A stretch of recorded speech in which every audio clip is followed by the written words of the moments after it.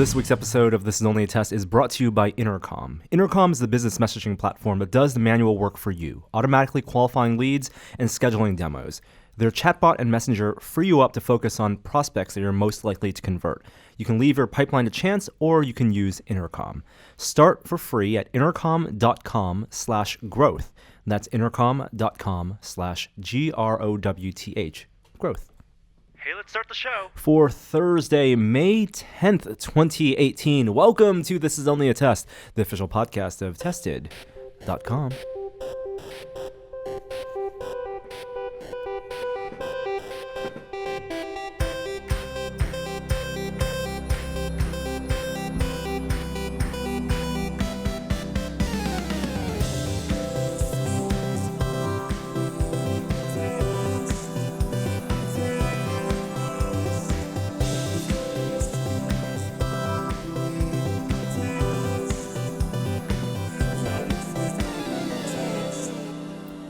You know, I wish we had our Nintendo Labo and Switch, the piano here, because I bet we could play along with that intro music with the Labo. Next week, I'll have to remember. Thank you. I'll have to remember to do that. Welcome. Thanks for the listener who suggested that we messed up in our Infinity War spoilers last week by not playing that noise. Oh. Sounds like a snap. Yeah. Ooh, good call. Good call, listener out there. Welcome to This Week. How's everyone doing? Jeremy Williams. I am sleepy. I woke up actually this morning at 4 a.m. Didn't get back to sleep. Ooh, insomnia. Well, it was a nightmare. I dreamt my house was invaded by snakes and large lizards. Why did it have to be oddly snakes? specific? I don't know, like Indiana Jones. I don't know. And then I was trying to fan them away, and they weren't having it. That's not how you get rid of snakes, dude. And then I got bit by a rattlesnake. Woke up. Wow. I screamed in my dream, and in real life, I said, "Ah!" Woke up my wife. And then the next 3 hours. Lying That's awake, it. thinking about That's it. snakes. Exactly. Sure, I hope you had a better morning than that. My face is cold. Yeah. Ooh. I lost some clean-shaven weight. and cold. Well, it's not clean shave. I still have a beard. It's just a shorter beard. It was just time. What prompted this? I kept getting food caught in it. Oh, yeah. That'll do it. Yeah. If When you had you're- let that go, how big could it have gotten? There's no limit, technically. Is that true? I mean, the limit is my lifespan. Yeah. I guess it just gets denser, maybe not longer. Volume-wise, it's like cube, right? I was already dealing with some weird behavior. It started to get wavy, a little out of control. All right, enough of the chit-chat. Let's jump to our top story this week.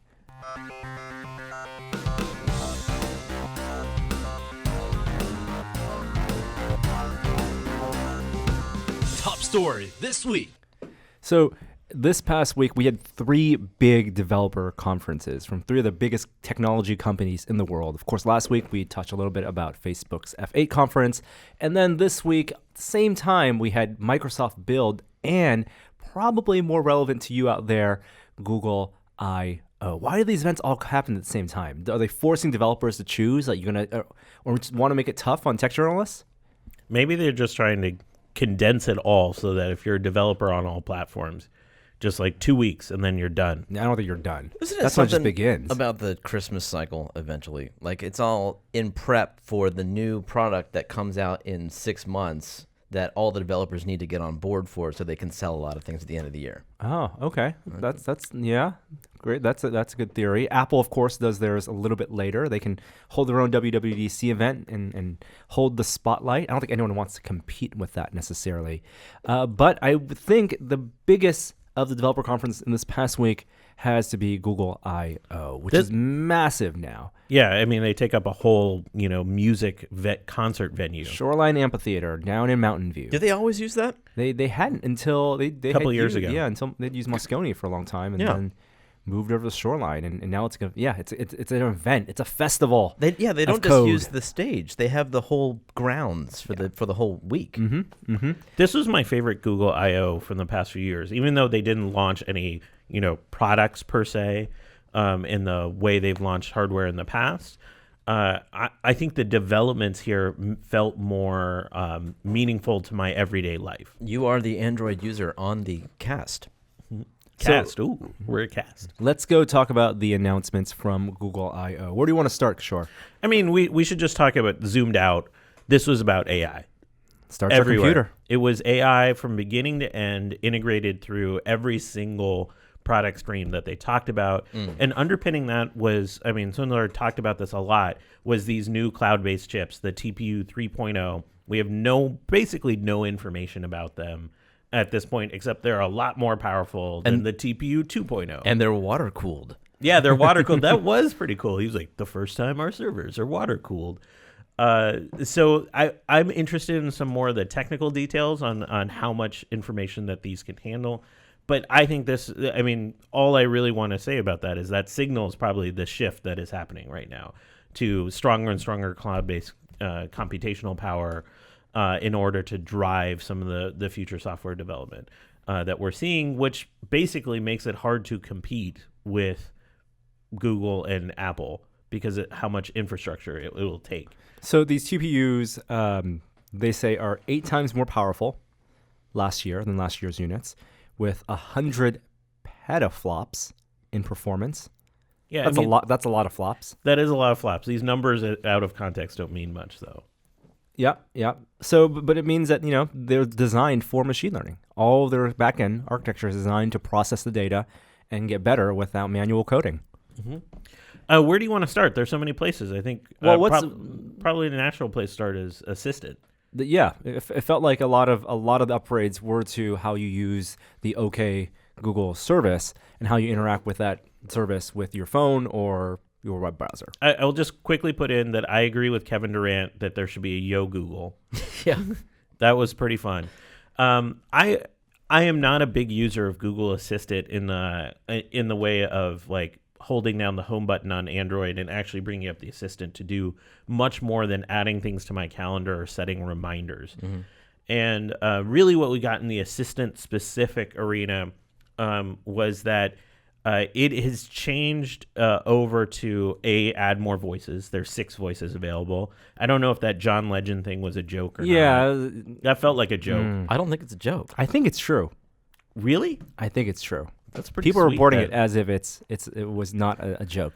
And part of the voices are a show off of some new wave tech where they've reduced the amount of time necessary to encode human voices so that they can be reproduced. Does that mean that one day you'll be able to like rent a sound booth and go through all the phonemes and say your Quick Brown Fox sentences and over and over again, and then you will have your voice be your own assistant voice? I don't see why not. Halfway to Black Mirror. I would never want my own voice to be my assistant. That would be creepy. But there are lots of other people in my life that I would like to be my assistant voice. You could have your voice call the salon to make Exactly. a hair appointment. Exactly. You would want your voice, maybe not the voice to talk to you, but like, Google, use my voice to book an appointment. Yeah. And then it would do that because that is a real technology. This is probably the demo that blew most people away. Google, call my mom and wish her happy birthday. Wow. Hi, Mom. So So let's, for people who didn't watch the keynote, what is this duplex feature? What is this new assistant feature? Well, duplex is basically the idea that it built on something they mentioned early in the presentation, which is that Assistant now can handle more natural language conversation. So it can process multiple tasks. It can converse more naturally. They showed a few demos of that. And then it built to this point where they made a phone call. The assistant made a phone call to an actual business with a real person. The first one was a hair salon. The second one was a restaurant.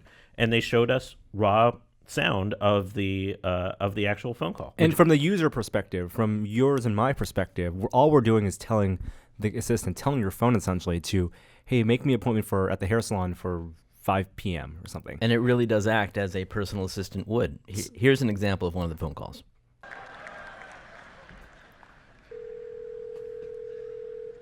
how can I help you? Hi, I'm calling to book a women's haircut for a client. I'm looking for something on May 3rd. Sure, give me 1 second. That was pretty Sure, impressive. what time are you looking for around? At 12 p.m. We do not have a 12 p.m. available. The closest we have to that is a 1:15. Do you have anything between 10 a.m. and 12 p.m.? Depending on what service she would like. What service is she looking for? Just a woman's haircut for now? Okay, we have a 10 o'clock. 10 a.m. is fine. Okay, what's her first name? The first name is Lisa.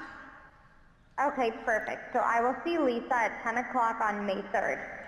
Okay, great. Thanks. Great. Have a great day. Bye. There's so All right, much to unpack. let's unpack that. Okay, so first of all, let's assume the assumption is that that's a real phone call. I think Right. it was a real phone call. Okay, and then obviously, even if that was a real phone call, my bet is that Google engineers had called this place before and known the basic operating procedure of the receptionist. I disagree. I bet you they called a bunch of hair salons. Sure, a bunch of hairs, exactly. And aggregated the kind of conversation you have at that type of business. And that type of business is important. A place where there is a receptionist whose job is to essentially follow a script and to provide data and to receive data and provide information as simplistically as possible. You're saying that you think that Google engineers called salons and then applied computer learning to all of those recordings. Yes. And built into the system, knowing that when you call a place like a salon or when you call a place where you would book an appointment, the person who picks up the phone, assuming they're not a robot, requires certain information and has these things that can, these pathways. But even though that may be the case, the natural language output was impressive. Well, I felt like the actual speech itself didn't sound synthesized. It sounded recorded, There was only one moment like where spliced. where there was the pause between 10 a.m. and there was like p.m.? 12 p.m. that felt like a literal unnatural.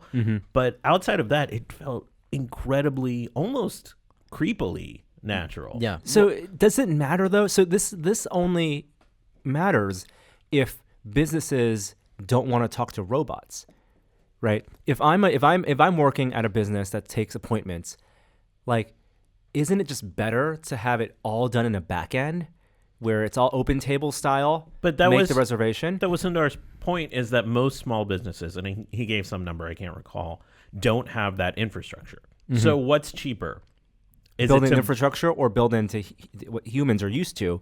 So at some point, if you're working at a small business, you're getting a lot. You potentially, maybe half your phone calls are from robots, and you may know that.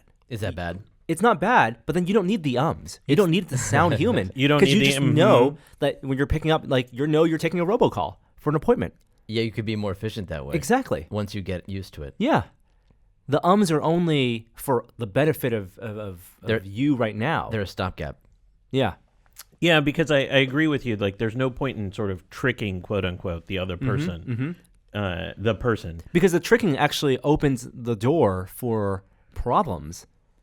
Because then the expectation on both sides is, I'm going to have my robot call you, you're a real person, the robot's going to give you this information, and it's like it's the opposite of dialing Comcast support and getting the robot. Here, the robot's calling you. But you're diving to the future because that's not the expectation on anyone who's answering the call.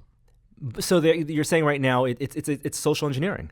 Yeah, and it's the Turing test because they have to sell it. That it has to sound like a human in order to work. You think there'll be any social backlash? I don't think they're trying to sell the person on the other side of the phone. I think they're selling us that the service that we're opting into is going to get us the results we want. And in a way, I would more believe that it would get the results I want if the information was not confusing, if it wasn't trying to trick the receptionist. You're half robot, Norm. Come on. If I'm making a phone call, I'm giving them, I don't need the small talk. I don't need ums and uhs. I'll give you the exact information I need, and all I need is confirmation. There needs to be a back door then, like to activate efficiency mode. Operator, like non-operator. Like the receptionist knows that it's a robot, and like 000. Yeah. And then the robot just switching let's pull the facade away. Right. Here's information. 10 a.m. to 12 p.m. Yes, no, Lisa. Okay, all right. So I know we're in the weeds on this, but like going back to the core of what this is this an efficiency that excites you? I mean, there's the technology underpinning, which is exceptional to have this kind of natural language. I don't trust it. I don't trust it because in this early stage, if I'm a user, I know that the dream is to ask the assistant, book me a haircut for somewhere between 10 and 12 on that day, and then it just pops up in my calendar, whatever they booked. I want it to be a little more transparent. I want to be able to say, like you can on the Alexa app, pull up the what it thinks it heard from you. I want it to see the transcript or hear the phone call and be able to pull that up just to make sure everything was okay. Exactly. I disagree. I love I was thinking about it in the restaurant context, and the next phone call is one to a restaurant. And what's even more impressive about that is that there's a language barrier. God. It's like not English as the first language. You heard it, right? Let's go play it. Okay.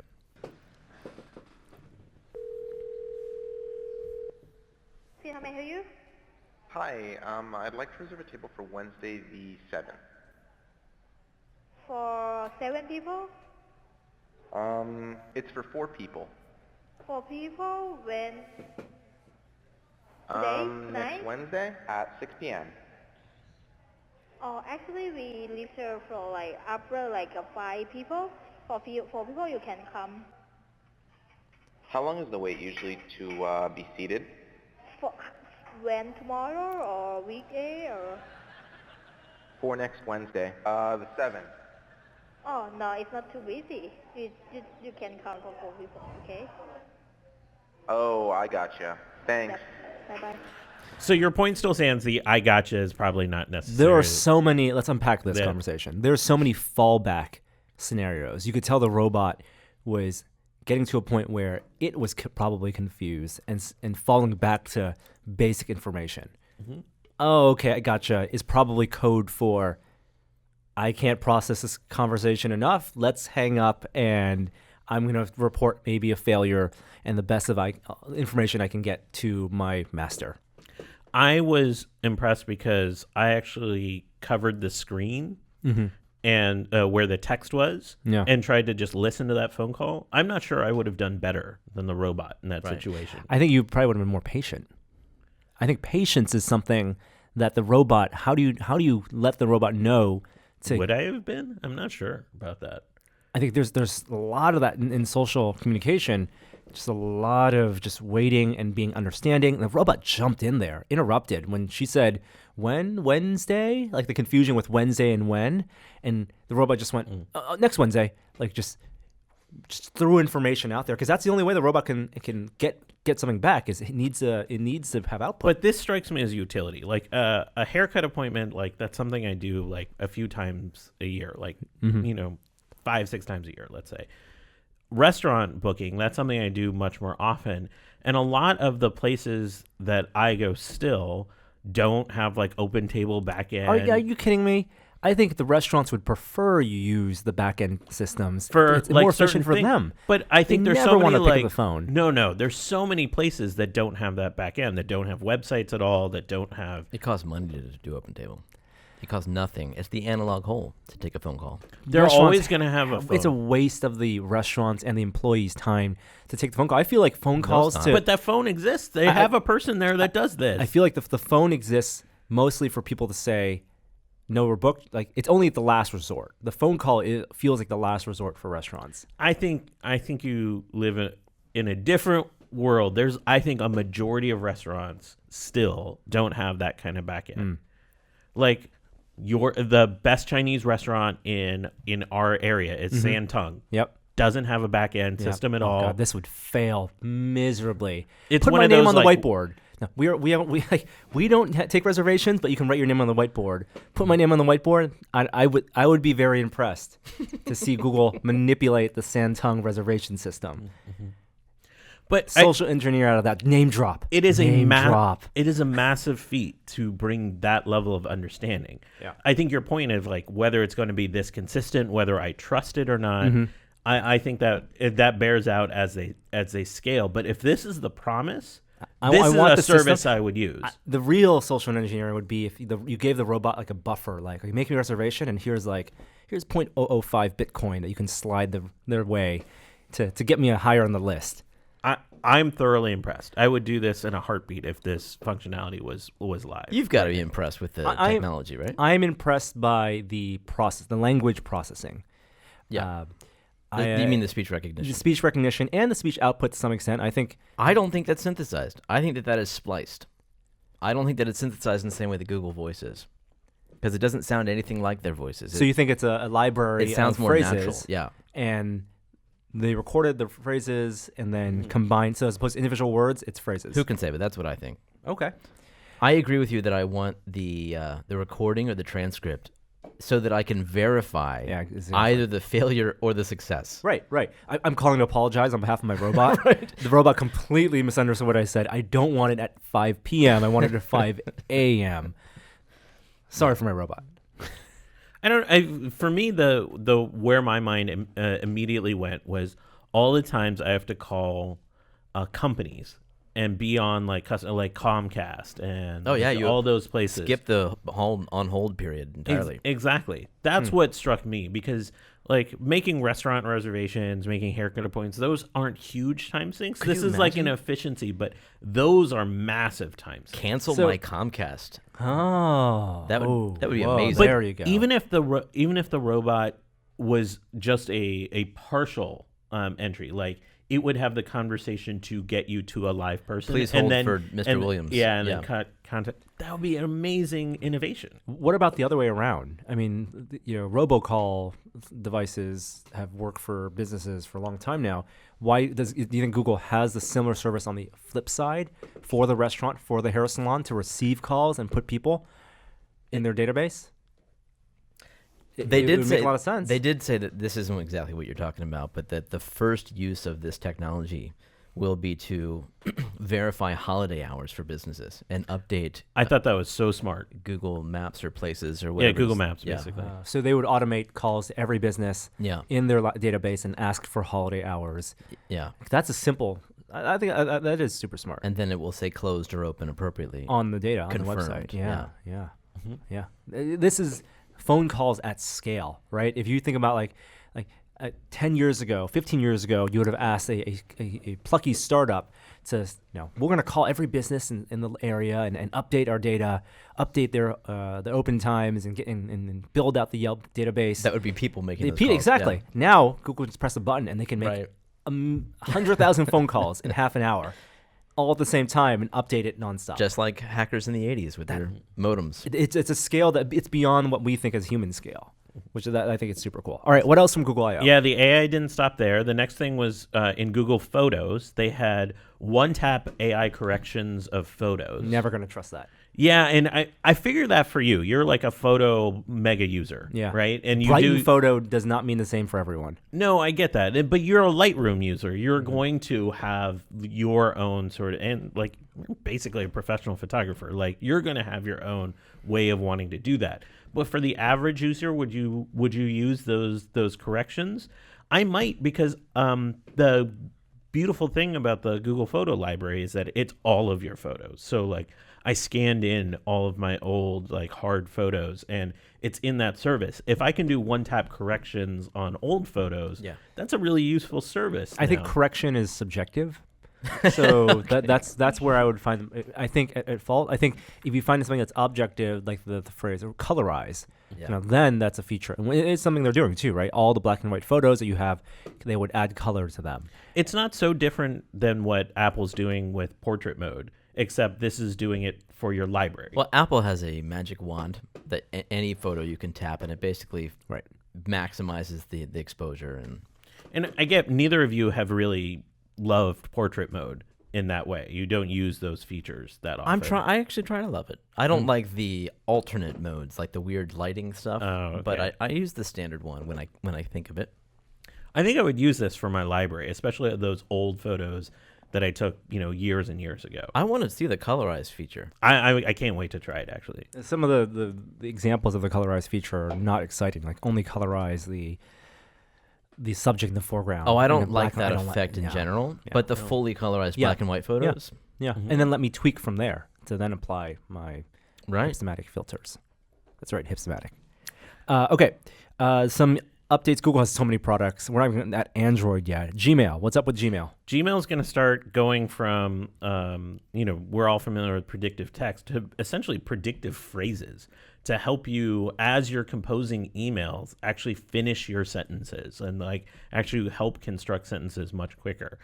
This I'm very skeptical. What is of. that? Yeah, what does that mean? 'Cause So they you're showed typing. They showed a demo as you're typing because it's context aware. So it knows the person that you're sending this message to. It has the history of all of your communication. It knows what your subject line Yes, is. it knows what your subject line is. That it'll start in predictive text fashion, popping up what you might be writing, Now, and this then is- you can hit tab to just complete that sentence. which Now, is- so they demoed this on a keyboard Gmail, but Mm-hmm. I find this would be most useful in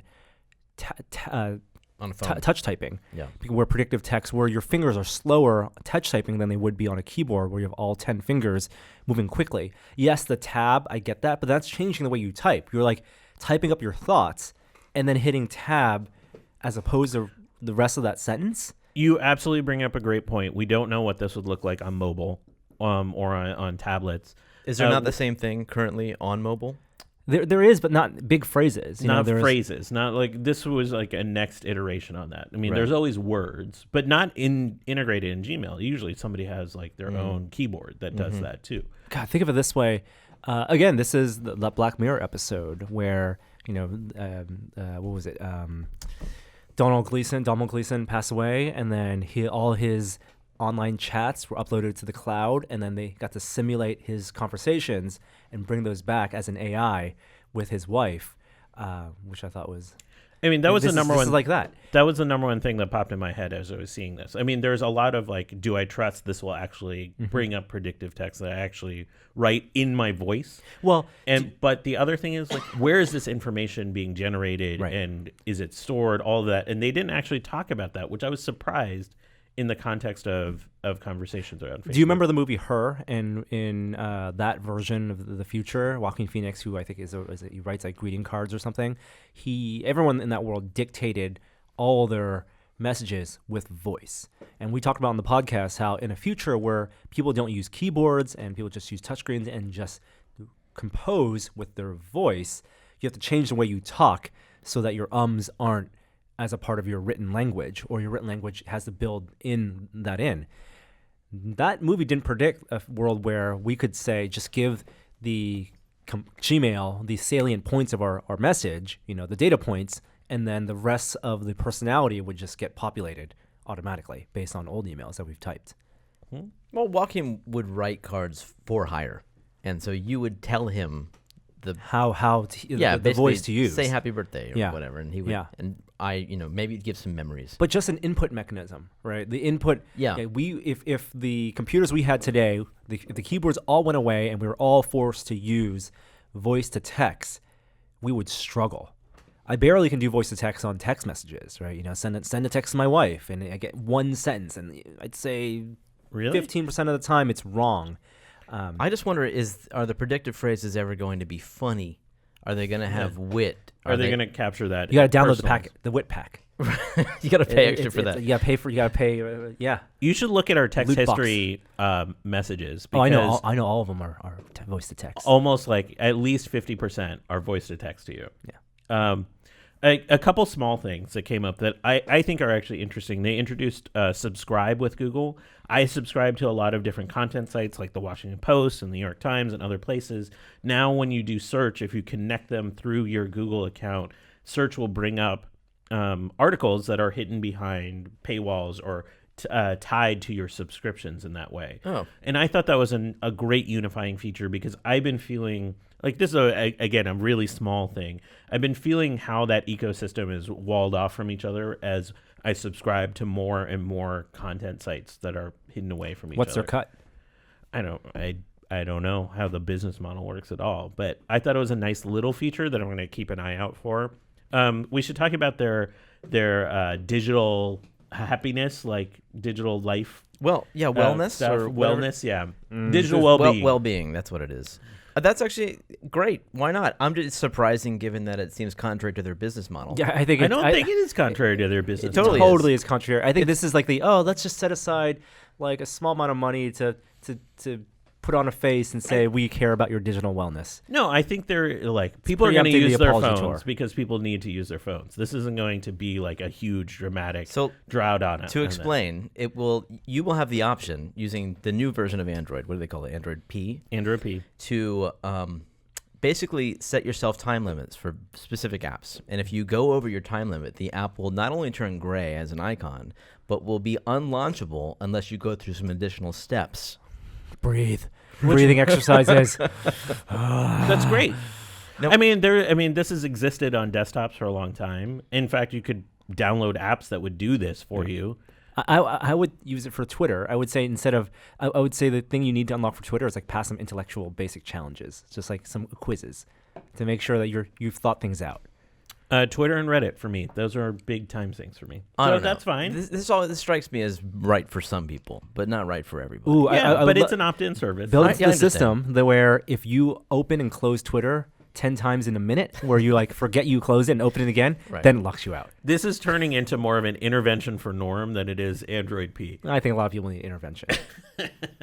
The other things they had, Shush, which is a mode where you just turn your phone over and it basically limits. Isn't that the Shush Okay. one? I didn't you, see that. You turn your phone over and it limits any notifications that you get. Basically, you put your phone So to it sleep. treats that as a gesture.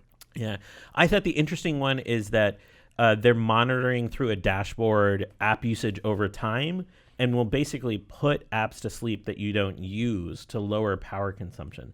I looked at my power data over a long period Apps of to sleep. What is this? Old apps are running in the background. Real multitasking. Oh, okay. All but right. it's also part of their I mean, whole it's well-being thing. It's part of just also increased battery life. I looked at mine; it would probably only give me like a 3 to 4% boost in battery Wind performance. But that's not bad. But related to that, they're giving you a pie chart of all of your app usage, Yeah.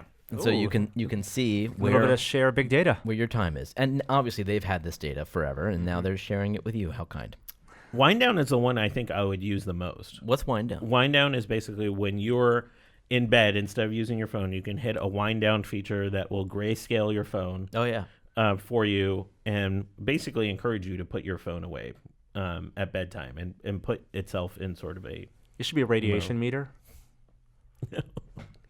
I actually like this. Have you tried the grayscale thing? No, that sounds like a Game of Thrones disease. On iPhone, we have this night. What is it called?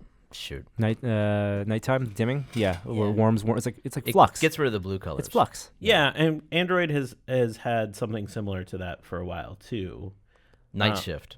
But I think the interesting part is there's lots of studies. I interviewed this guy, Adam Alter, who wrote a book called Irresistible that highlighted all these studies about when your phone is in grayscale, you use it less because all the notifications, all the stuff that is designed to grab your attention, it doesn't have the same effect because Yeah. it can't use the color to its advantage. So I use the do not disturb clock every day. It goes into do not disturb at 10, and I get no notifications until 7. So wind down is just basically that, except like turned up a notch. It's a good idea. Yeah, I think it's a great idea. Should we talk about the camera before you actually get to some of the Android P stuff? Well, it's software, right? It's not. There's not really new hardware, or is there? No. Okay. New hardware. Yeah, the camera is all about software. Yeah. I thought there was two things to highlight. One that really blew me away, but first is they added some walking navigation and they brought up this simple problem of how when you get directions when you're walking, you don't know which way you're oriented oftentimes. And so you have to use, like in Google Maps, there's this little cone that looks at which way you're pointing, and you tend to have to walk a few meters to figure out which way you're Before facing. the compass, yeah. And when she said that, I was like, I do that. Yeah. Everyone said I do that. Yeah. Yeah. And so now they added a visual overlay when you have walking A directions. little bit of augmented reality. It Yeah. was. A little AR to help you find your way. Even I like the guided little fox that popped up. but that was cute. The occlusion on that fox was a little unrealistic. Yeah. Was it dodging the hobos? And, No, and it jumping around shopping carts. It went around a corner and went behind a building. Ooh, chase the fox. Yeah, The idea is great. I just think the technology was a little smoke and mirrors. I don't think this is like a heavy use case scenario, but I thought it solved a little problem. Come on. in Earn maps. your orienteering merit badge. Look at the landmarks. Look at Nord's the cardinal message. directions. Look at the time of day it is. You can figure out what. I mean, north, we talked south, about. I east, can't west remember are. what the piece of tech was, but they talked about using the camera to essentially map different points on buildings and landmarks as a way of establishing this orientation. Ooh, crowdsource because they that. can't just use GPS in this situation. Yeah, I think it's called the VPS system. Visual positioning system. And we talked about that months ago. So it'll work in areas where there are a lot of people using these apps. So it won't work, metropolises, yes, but not everyday little towns. Wow, you can get some extra mileage out of the guy flipping the arrow in the corner of the street by putting a QR code on his back, and now you know what direction he's pointing. What? There's a dystopian world that Norm is talking about All this this morning. is so dystopia. I was impressed by something I felt like was so obvious. Why didn't we have this years ago? And that was the copy and paste from Lens. So you aim. They demoed aiming the camera at a passage in a book and hitting a copy button and then pasting that into a document. Yeah, you can highlight So text. OCR, copy OCR. Exactly. So this is Google bought Word Lens, and now that's Lens. That was the OCR and translation feature, which was magic, 8 years ago, 7 years ago when we started using it. They did neat things though. Like Absolutely. they kept the colors and the Yes, fonts. a little bit of computer vision. Yeah. But this is not for translations. This is purely for text and signs and books. And This is text manipulation. okay. So, I mean, they integrated the translate features into Google Lens, so that's still there. But now you can, I thought that copy paste is useful for anyone that has to do like reimbursements and like are scanning receipts. And Are all you that drawing stuff. a box around it? Are you drawing a circle Yeah, how do around you the select text? the text? They didn't really show that. I don't know. I mean, and how does it know seemed what's a like- line break and it what's seemed a- like an underline came up below the text that was copy pastable. It would be neat if you could select it on the screen. Exactly. Like, you draw a circle around the block of text that you Yeah. want, and then it keeps that arrangement, the visual arrangement, and then you paste it, and then you delete your line breaks. It seemed like it was being done in the same way that you manipulate text on your phone right now. Like underlines below it, you would have to select a chunk of text by doing long press, that kind of thing. Where do you see yourself using this the most? I think reimbursements, anytime I have to scan a receipt, anytime I want to turn a page into a PDF and I want to copy paste out of that. there's ways to do that, but not that simple. Not integrated into native apps on the phone. I have to download OCR it. all the time. That's what it should be. I just thought about students and citing passages in books. Now, How easy that would be. Can you do it on photos? Can you load up a Yeah. photo and just say, "Oh, I took a photo of a book. Let me get the text." I think if you're in meetings and you're using the whiteboard and all that stuff, Yeah. I think there's a total use case for this. Yeah. Well, unrelated, I started using this new app called Tab, I believe. I believe it's called Tab, and it is, Tab, and it's used for splitting receipts, bills in restaurants. You take a photo of the receipt, it OCRs it, and then it uses cloud computing to identify what the items are and the prices, including multiple items, and then you have a checkbox system where you say, I Whoa. ordered this, So- and this, and you add another user, and if everyone has the same app, you share like a common code, a 4-digit code, so everyone pops up the same receipt, and you pick the items you ordered, and it splits it all. That's a great idea. That's Yeah. pretty cool. And it's Yeah. not just like divide by number of people at No, table. you chose the thing you ordered, and you say, I split this with someone, I Yeah. ordered half of this thing. How does it handle tip? And then you say you divide all the tip fairly at the end. And you pay the tax you're responsible for? Yep. I Yeah. dig it. And then also has like, oh, is it someone's birthday? Divide this item that they ordered between everyone else. It's really cool. What's the how do they Business make model? money? I have no idea. It's free then. Yeah. Lastly, we should talk about Android P. So Sundar announced that Android P beta was available, and Ba-bum. before the end of the keynote, I had Android P beta on my phone. And available for a lot of phones. Yeah, they aren't just limiting it to the Google Yeah. branded hardware. So they opened up to OnePlus ecosystem. The Essential, I think, was on that list. Ooh, I'll update. So I'm trying it out, and I'm early. I've only had it for a little less than 24 hours. Some initial reactions that he mentioned, like there was lots of little pain points that they fixed. So going to portrait mode, you can now actually hit a button that actually says, yes, I want to switch from portrait to landscape mode. Mm-hmm. I find that incredibly useful. Volume, which has been a pain point in Android because the way volume works when media is playing, sometimes you actually control the ringer. Yeah. With that, so it has a simplified UI for that. I thought that's great. The notification bar, I mean, I don't know about you, but my notification bar is always filled with stuff. Yeah. And so this has a way of actually now indicating how many extra things are on your notification bar. There's some tweaks I would like to see in the notification bar that aren't good, but it's a more visual system now for controlling things in your notification bar. Lastly, they mentioned this swipe up feature that was straight up an iPhone X copy. What we can call it whatever we want, but that's what it was. This right? is the UI interface. Single home button. Yeah. Swiping. The best feature in iPhone 10 that is not in iPhone 8. Right. And I didn't quite get that feature as promised in the keynote. So I have a button there and I swipe up. It just brings up my app tray. And I was in the demo, they said you do that twice to bring up the app tray. So I don't know quite what's going on there. Maybe my original Pixel isn't geared for this update, or if that update's coming later. That button is new?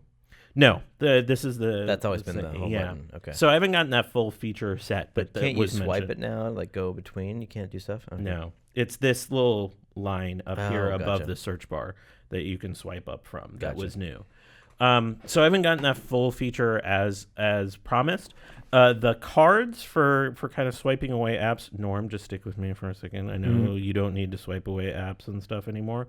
I think that it's a little bit more seamless to move between apps that you're using. But the most important, I think the one that has made the biggest impact on me in the first 24 hours is they talked about slices that give you the ability to interact in apps without the app opening itself. So the way this has worked is Slack is an app I use a lot. And it kind of opens up part of it where it allows me to type responses with predictive information about the kinds of responses I would normally make. You mean without fully opening up Slack? Inside a notification? Yeah, inside of a notification. Yeah. And I really dug that if that becomes much more present in most of the apps I use. Pretty powerful hooks. iPhone has had that, and I don't find I use that as much as I should. You know, if I get a notification, I typically tap it, and then I just go into and the then app. open. You don't hold press and and respond in line. Or scroll down. Yeah. I don't know. It's nice to have, I guess. I do that for everything except text messaging. Text messaging, I just fully went with it. Just reply in the notification. I like the full context, like Jeremy, of what's in the app surrounding that notification. Is that it? Are we done with Google? Yeah. Our biggest story this week. All Pretty right, big. Moving on. Pop culture.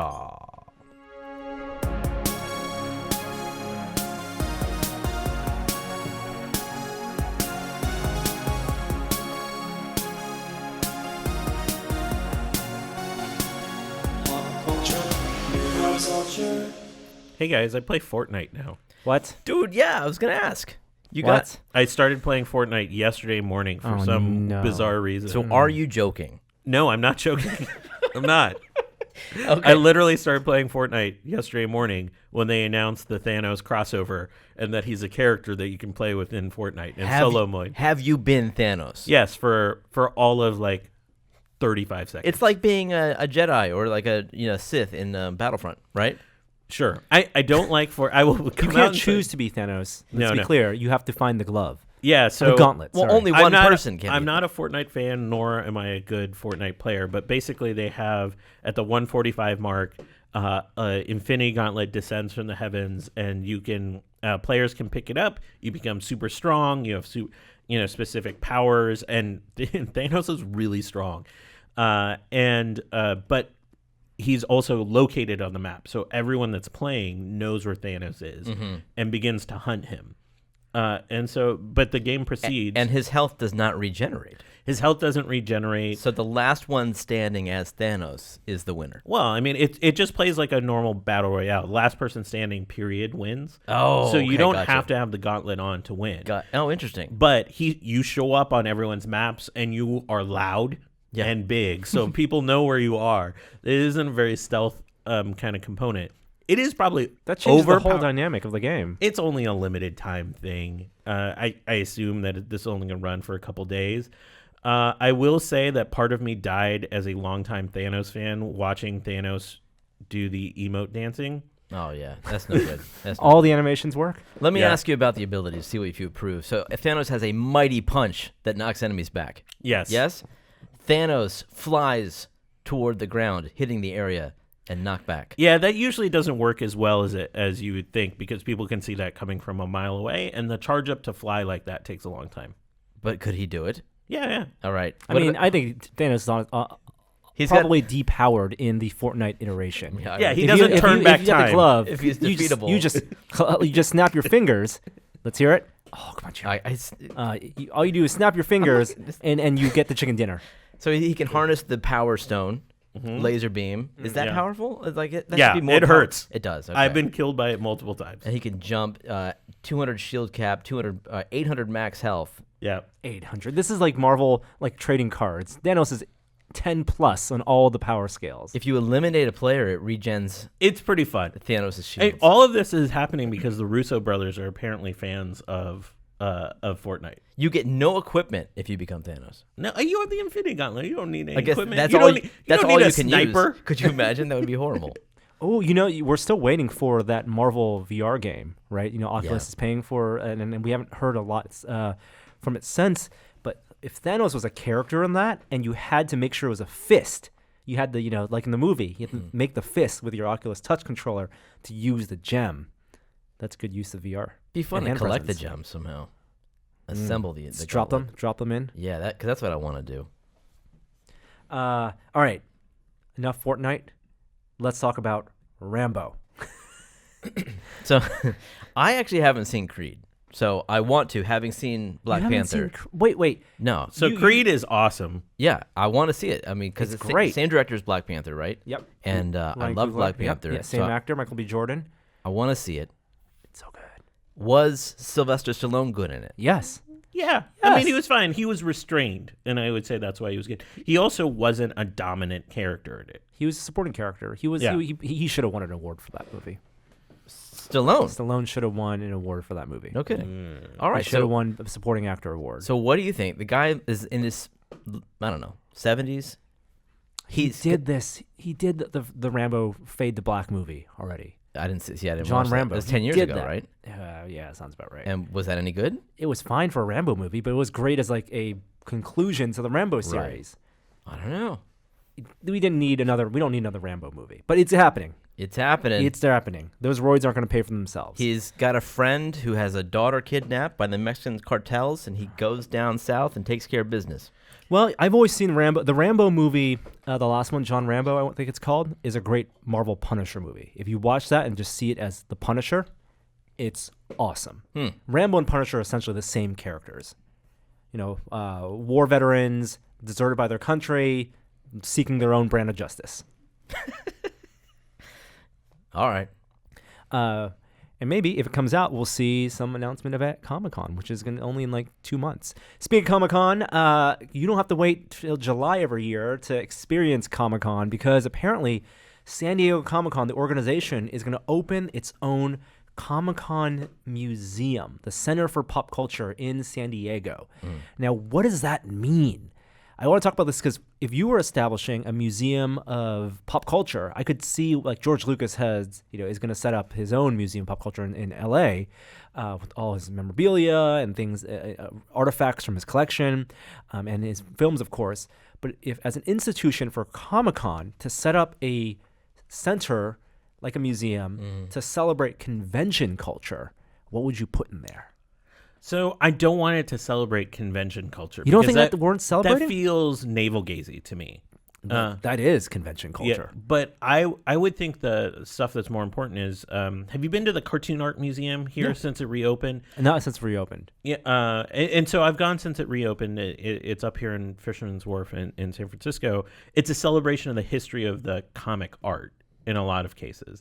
And I think if they integrated something like that, that would be true to its roots. And so something that melds history and a celebration of... You don't want to see an exhibit celebrating the great viral marketing campaign of 2007 with Batman Dark Knight? But something that celebrates cosplay in some way would be totally appropriate, especially from a historical perspective. Most memorable Hall H panels? See, I didn't. Get in line at right. VR line wait. Here is an exhibit where you can simulate waiting in line at Hall H by jumping in the sleeping bag and watching the sunset.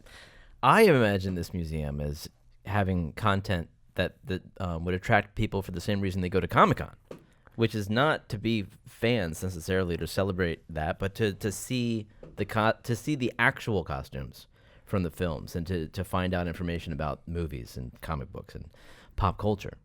What- So that's what I would imagine. There's that Seattle museum. What is it? The EMP. That They renamed themselves. They're Oh, no longer the they're Experience Music Project. They're the Museum of Pop. Oh yeah, and but that type of museum that hosts that content feels like it would be appropriate at a Comic-Con. Well, that one has the backing of Paul Allen and his collection, so you got to have a lot of money.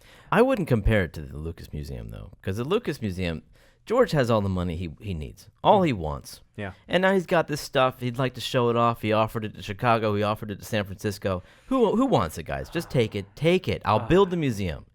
And they got it in L.A. The Comic-Con Museum sounds like a money-making venture. Like, Yeah. this just sounds Well, like... they're a nonprofit, but they don't make a lot of money. I think Who's not? Who's the nonprofit? Comic-Con organization. Oh, are they? Yeah. It's expensive to put on a Comic-Con. They don't make a lot of money with No that kidding.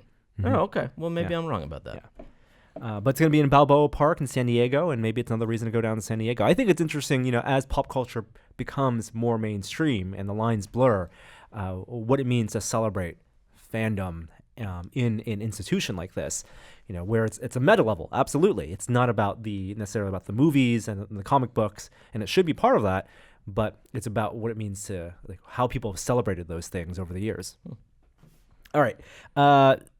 We're going back to movies and TV shows. We got a trailer for Luke Cage. Yeah, Luke Cage season 2. Yeah. Right? It feels like longer than season 2. Yeah, because that's we what- had Defenders. Exactly. And the trailer looks great. It has the great soundtrack that we remember from season 1. They set up a villain. I'm not going to talk about it that much. But I have to admit, there's some part of me that was like, meh. And it's partially because I feel like the window on these Defenders Netflix series might be closing. Yeah, I mean, Marvel clearly is not going to make more of these once they start doing their own subscription service.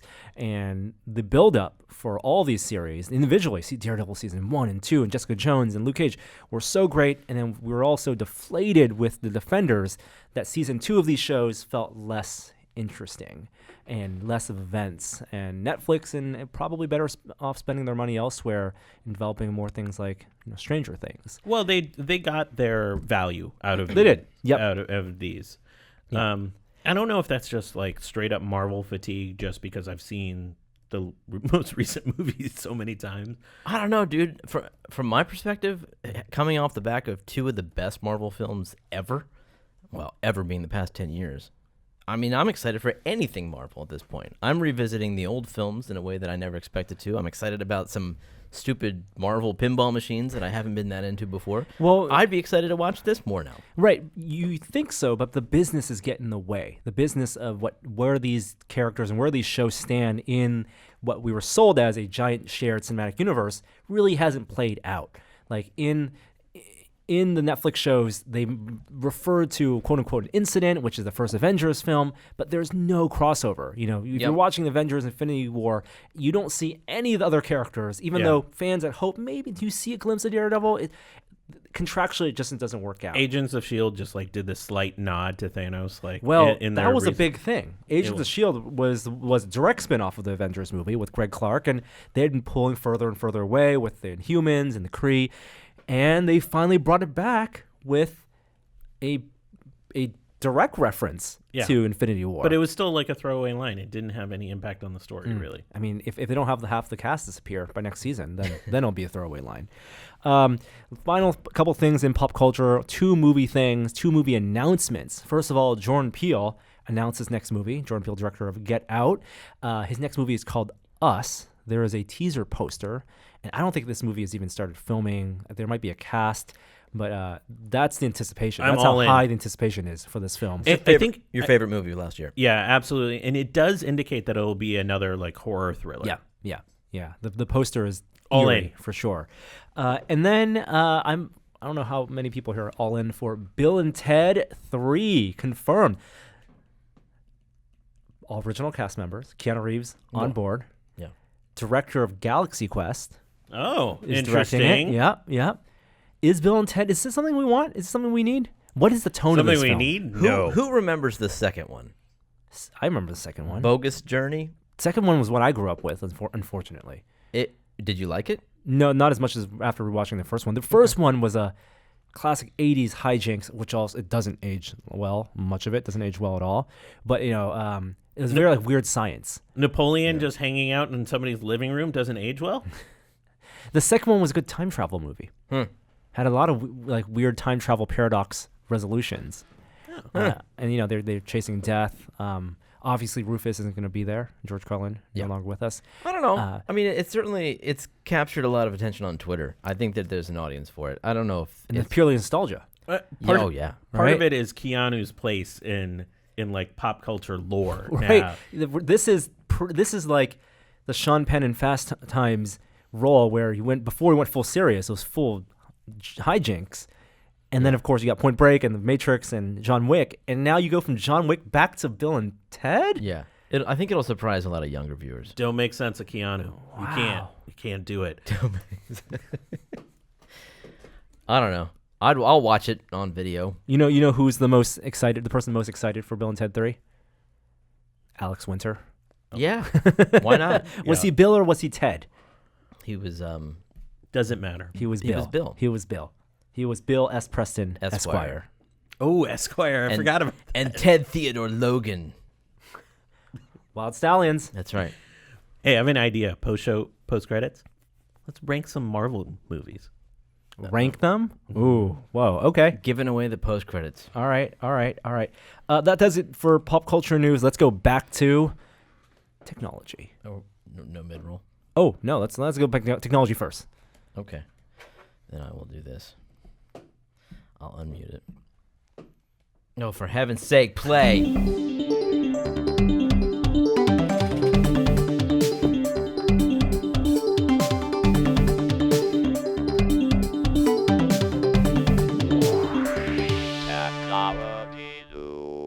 All right, so we talked a lot about Google I/O. Let's talk about Microsoft Build and the announcements from that event. It seemed kind of lackluster to me. Am I wrong? It was a little lackluster. Windows was not that big of a focus. Yeah. Obviously Microsoft, a lot of their business is now in Azure and the cloud. And AI was a big topic for them as well. There is no Windows Phone, but they announced a new Windows on your phone system. So it's an app that ties your Windows 10 to your Android phone. So notifications and phone calls and messages pop up on. Wait a minute. And iPhone. iPhone is very much weaker. Okay. Much less interface. But with Android, you have an app on your Android phone, and you can have your messages pop up on your Windows desktop and reply directly there. Maybe make phone calls directly there. A lot of this requires, third-party applications on your phone, you being in their ecosystem, maybe using their apps like Outlook. So not too exciting for me. What was exciting is Microsoft Kinect, another life for Microsoft Kinect. Now, Kinect, of course, kind of died on Xbox One. On Xbox One itself, maybe not selling so well. I think some EA inferences said that Xbox One probably sold half as many as PS4 last year. But Kinect is now a new form factor. And wait a minute, it's still a camera? It's still a camera system. Oh. But it's a small module that it's going to be sold to developers to encourage mapping of the world. Well, and it's a cloud service. The processing will be in the cloud, but the hardware they're selling, and the idea is that they want to take all that depth sensing information and get it in devices. And it only supports their camera? You can't use your own camera. I think you can only with use the Kinect cloud service. Yeah, okay. their camera. Interesting. Yeah. So, not really consumer-facing thing. The hardware is better. It is smaller, and it's supposed to work in more places, but there's no consumer product tied to this. This is all developer and back-end facing. There's a new product called Microsoft Cone. You see this? I don't get this product. This is like a meeting-based solution. So it's a physical thing that sits in a meeting room that has AI embedded in it, so it can recognize who's speaking and sort of, naturally help direct the conversation towards who's speaking in the room. It looks so effing awkward. You didn't say what it does. It transcribes the discussion. That's part of like the AI component. So for people who are in remote areas, maybe conferencing in, or who knows, maybe they're reading it afterwards, they can see who said what. And what direction, and basically maps out that room with audio. Yeah, I think it's kind of neat. I think it's something that probably will just get packaged into next version of Alexa or something. See, that's what's interesting to me is if this is integrated, but when it's a standalone thing, it's less interesting. As a service, it's interesting. Yeah, Big old cone. Minor updates to Windows 10. Cloud Clipboard is coming out. Oh, okay. So sign into your Windows account. You can, if you copy something on one computer, you can paste it and look at your history of what you've copied in other computers. That sounds useful. Will they have incognito clipboard? No. No. Whatever you copy. Incognito is not a Microsoft thing. Well, in private. I'm sorry. In private keyboard. And then anything else from Build? See, I told you it's lackluster. Yeah, not that much. All right. Hey, what might not be lackluster? iPhone sales. Well, wait, can you tell me what the iPhone can do on a Windows 10? Do you know? Like, can I send text messages? No. Do I get any notifications? Hold on. Let me pull up. I'm talking so you can research. Thank you. Thank you. I mean, Wait, do you ask this because you want it to be able to do this? I don't see why not. I'm a Windows user. I think most people assume I'm Mac because I have a laptop. But at home, I'm always on the PC. But you're a gamer. Yeah, I'm you're an iPhone guy, and it would be nice if there's some. Yeah, I don't know, because since I don't use the Macintosh that often, I don't get the synchronicity between the iPhone and the computer experience. But is it notifications that you want to be synchronized? No, you get nothing with iPhone. You get web browsing shared, and you have to use Microsoft Edge browser on your phone. Oh, yuck. All right, Yeah. No. All right. No. All right. No thanks. I'll keep dreaming. All right. iPhone 10 sales. Apparently, according to third-party estimates, they sold a lot of them. Isn't the claim that it's the most sold Best-selling smartphone of any brand in Q1 2018. Yeah. All right, there you go. Good for for them. Apple. Good for Warren Buffett, who apparently bought a lot of Apple stock. Did he? I think he did. He announced a shareholder meeting in Omaha last week. This is a story that we didn't talk about last week, but in terms of dystopian futures. So Amazon already has a service to get into your back door, right? Where the packages can be delivered. Front door. Front door. Any door. Yeah. Any door in your house. They can step right in, drop off your package, and get special access. Now they can get in your car. Well, we should also back up and say they bought Ring, the did video they? doorbell service. Yeah. So you imagine there's even more integration like that coming. They announced a new service where they can, with certain cars, you can have them unlock your trunk and place your package directly in your vehicle's How trunk. the I don't like this. hell do they open my trunk? Because there are certain cars that have already app-enabled features for you to open your trunk. But my phone, not Amazon's phone. I know, but you have to, like, there's a new app that you can give This permission. is bad. Oh, I think it's terrible. I think it was a horrible idea. People don't want to share what's in their the trunk is just a place for like garbage. Oh my god! I don't want anyone getting in my It is car. not a place for garbage, Norm. Do we have to go look at your trunk? My trunk is pretty messy. You don't want to do that. It's pretty messy. But I mean, Last time I looked in your trunk, there was like a brain in it. yeah, So- that was there. That was there once. But I mean, it's just creepy, right? Yes. I think that's the thing. It's like, forget the utility of this. Like, that's a space I don't want other people What to about go the frunk? into. Ooh, as more cars get frunks, that would be a good place to put packages. Yeah, not the trunk. It is, it's tough because I believe someone at Amazon is thinking of the utility, because I don't want people leaving packages outside my house either. No, but I understand the home one makes much more sense to me. That's- I realize there's an uncanny valley there They're to both. cross, but I think the vehicle is weird. To me. Hey, we didn't mention that Microsoft added Alexa Cortana integration. Yeah, that was something they had teased a while ago. So how does this work? It was interesting to seeing them promote Alexa at all, given they, that they know that Cortana is not there. given that they have their own personal assistant. But yeah, basically in the future, later this year, both of those will run each other's apps, and you'll be able to access Alexa from Cortana and vice versa. Imagine the conversations they have when you're not at home. It was cute. Like they asked Alexa what she thought of Cortana, and she said, "I like her a lot. We both have experience with light rings, but Cortana's is more of a halo." Wow. Props to the copywriter who got to write that. I thought script. that was good. That was my favorite part of it. Easily of amused, Microsoft's Jeremy. event. Easily amused. Speaking of frunks, a little update. I got my notification, the email from Tesla. Oh my! I once I fill out certain bits of information, I can hand them a check for a bunch of money and pick up a Model 3. Pick up? Well, When pick up? it's gonna be in the next couple of weeks once I get the Holy information. cow, dude. Yeah. They should give you a live feed of your car being put together. So wait a minute. They're not making your car then. They just have every version ready to They go. must have every version, and then my spot came Because up. there's so few. I have a VIN number assigned to my car now. That's exciting. A VIN number assigned, and the Fremont facility. I'm probably gonna head to the main headquarters where they're building them. You got to To shoot pick it up. this. You got to shoot this a I don't little know bit. I don't know if they'll let me. I'll do it incognito. Okay. Snap- shoot as Snapchat much as you spectacles. can. Yeah. The And full then- experience. What is that like Yeah. to pick up the Model 3? I'm very excited. You should be. is that where you would A little go? bit scared. To Fremont, to Yeah, the to Fremont. manufacturing place? Yeah. He's going to drive it right off the assembly line. And then back home, and have it drive itself back home. Yeah. Got to teach it. Teach it the route.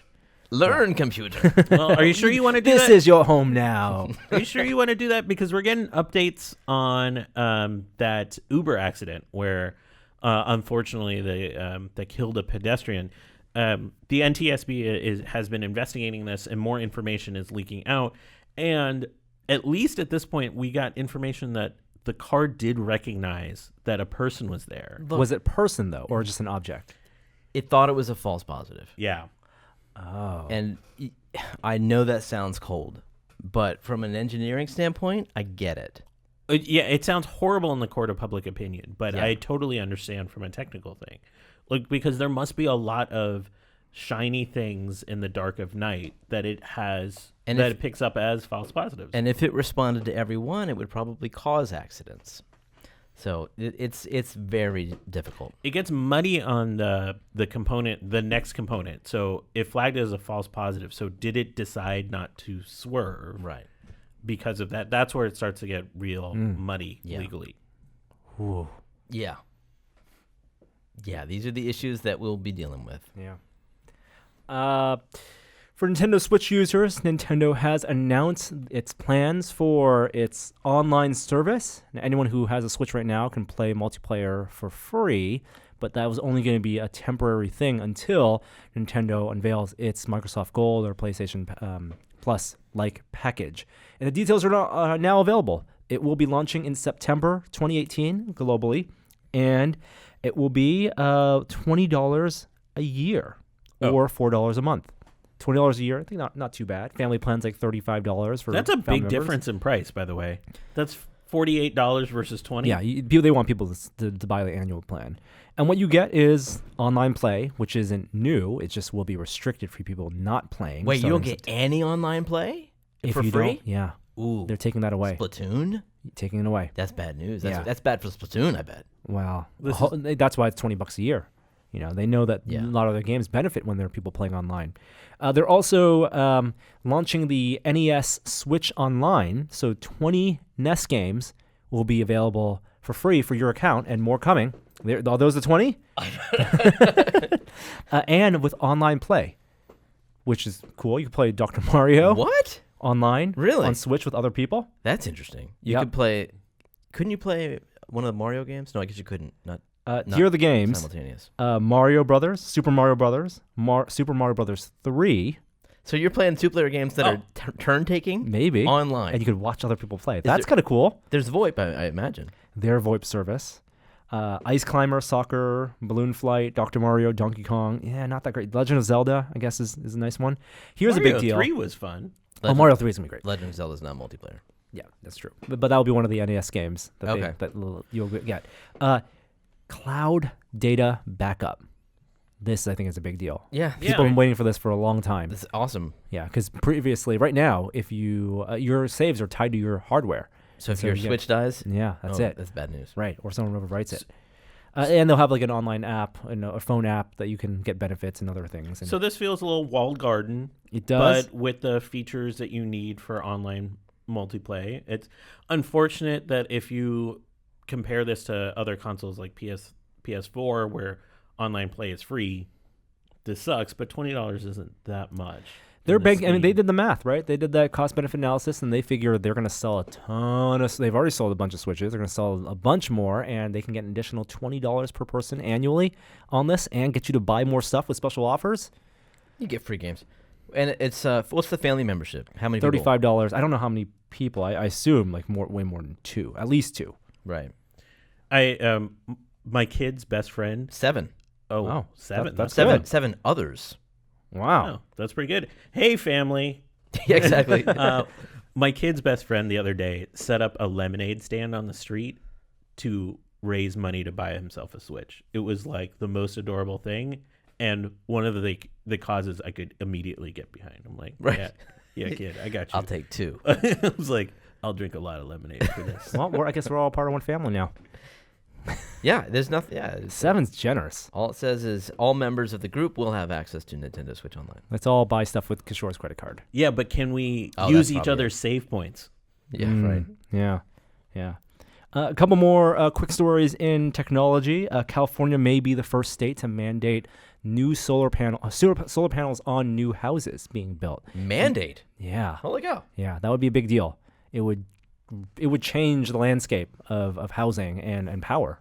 And I don't know if it's actually going to happen. This doesn't feel right to me because, like, I think if it was specific counties or specific development areas, it can make sense. But California is a wide weather landscape, and I think the economics of the solar development change pretty drastically based on those conditions. Like, you can imagine somebody living in the outer sunset where they get much less actual solar penetration because of the fog. That makes a lot less sense than somebody that lives in the middle of the state that's getting 200-300 days of sunlight a year. So it should only be mandated where it makes sense. I mean, I'm also not a huge believer in state mandates for this because this isn't building codes. This feels a little like engineering society. I think this is much more of a local development issue that I think it makes a lot more sense in that way. I thought you flipped your phone. You did this. I Wind apparently down. Shut up, did not hit the right button. By the way, we didn't talk about Pretty Please.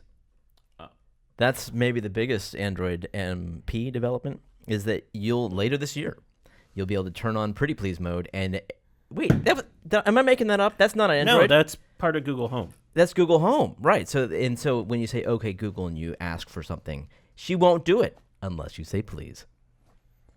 I didn't care for that. It's because the kids are acting I too understand. entitled Oh. with this new on-demand interaction with computers. Alexa, tell me what death means, please. Oh boy, teach your. You don't teach your kids manners. Let the robots teach your kids manners. Reinforce them with the only thing they'll listen to: the robot sitting in your home. And then Movie Pass. My kids told me to say "Please" to Alexa, Wow, so I don't know. they empathize with. They teach me. All you gotta do is give it some googly eyes. Give Alexa some googly eyes, and they will empathize with it and Yep. ask it. Give it sad eyes when you don't hear it. Yep. Give it some reinforcement. Train, tap into our evolutionary biology, and we react to eyeballs and expressions. Movie Pass. On life support. Ooh, they have just $15 million in cash left, and they're spending about $20 million a month paying for people to watch So movies. that's I'm 3 no weeks. math wizard, but that's 3 months. 3 weeks, right? Three No, weeks. 15 million a month, you said. and they're Oh, gotcha. they You're smarter than I am. Everyone knows that. they have just $15 million in cash, Oh. Oh, then they're in a lot of trouble. and they're spending That is 3 21. weeks. No, I was right. Yeah, you're right. Oh, correct. I'm sorry. Yeah, so they can go into debt, or they get more investment, or they can launch more promotions. Who knows? Dude, are they even taking annual memberships still? I think they are. Oh, that's bad news. Yeah. For those guys. Oh well. So they think that when they get 5 million subscribers, they'll break even. What does that Because mean? 5 million No, will allow them they'll to control 1/5 of all movie ticket sales. And how many do they have? Wait, so that means that there's only 25 million That people can't be right. watching movies on a regular basis? That seems very low. More than 25 million people went to see Avengers on opening weekend. Well, what's a $180 million opening weekend? No, I'm still trying to win that argument. Wow. Yeah. I mean, this is dying as expected. Yeah, it's a weird business. Yeah. get your movies in while you can. Watch 10 movies this week. Just not the same one. Just not the same one. Are there 10 movies out? I have a fun story to end on. Hot dog, not hot dog. Seafood. Silicon Valley. A real thing now. You can download code that looks at your food using a camera and identifies if it's a hot dog or not a hot dog. That's great. Jin Yang was right. Yeah, it exists. It works. All right, before we move to our next segment, I want to thank the other sponsor of this week's episode, and that is Backblade. Backblade 2.0 is the easy do-it-yourself back and body shaver, period. If you're the type of person afraid to take off your shirt at the gym, pool, or beach, or even in front of someone special because your back and body hair has you looking like you're wearing a sweater, then maybe it's time to escape your ape with the Backblade 2.0. If you're tired of shaving your man's back for him, it might be the best upcoming gift for Father's Day, and you can get your Backblade today at Backblade. That's BAKBLADE.com, Backblade.com. Use the promo code SHAVE30 to save 30% off on a start bundle today. Again, that's BAKBlade.com with the promo code SHAVE30. And now on to the show.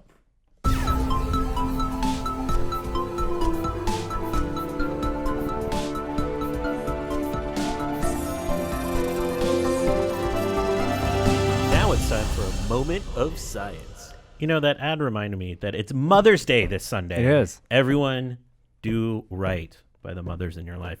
Actually, I think we should start with what you teased at the beginning of the show, that you were down south this week. Yeah. Seeing your first ever space launch. Well, present for my first ever space launch.